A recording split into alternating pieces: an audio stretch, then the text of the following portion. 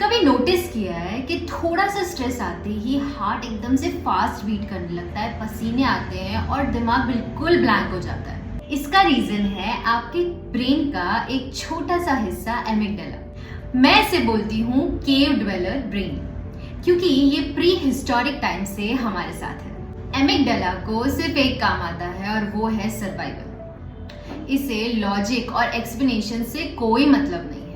ये सिर्फ एक सवाल पूछता है, एम आई इन डेंजर और सेफ। जैसे ही एमिगडाला को थ्रेट फील होता है, चाहे वो रियल हो, इमोशनल हो, ट्रॉमा हो, नेगेटिव फीलिंग हो, ये तुरंत पैनिक बटन दबा देता है। फिर एक्टिवेट होता है fight and flight response. Amygdala body के स्ट्रेस हाईवे को कॉल करता है, जिसे हम कहते हैं HPA एक्सिस। पहले सिग्नल जाता है हाइपोथैलेमस को, फिर पिट्यूटरी ग्लैंड और फिर एड्रिनल ग्लैंड। ये तीनों मिलाकर स्ट्रेस हार्मोन्स रिलीज करते हैं, एड्रिनलिन एंड कॉर्टिसोल। रिजल्ट क्या होता है? हार्ट बीट फास्ट हो जाती है, बॉडी अलर्ट हो जाती है, बहुत सारी एनर्जी निकलती है, मसल्स टाइट हो जाते हैं, यानी बॉडी फाइट और फ्लाइट के लिए कंप्लीटली रेडी हो जाती है। ये सिस्टम जंगल के टाइम सेफ था, पर आज के टाइम वाइल्ड एनिमल्स तो नहीं है, पर स्ट्रेस जरूर है। Emotional trauma, relationship issues, future की एंजाइटी, डिजीज का फियर, व्हाट नॉट।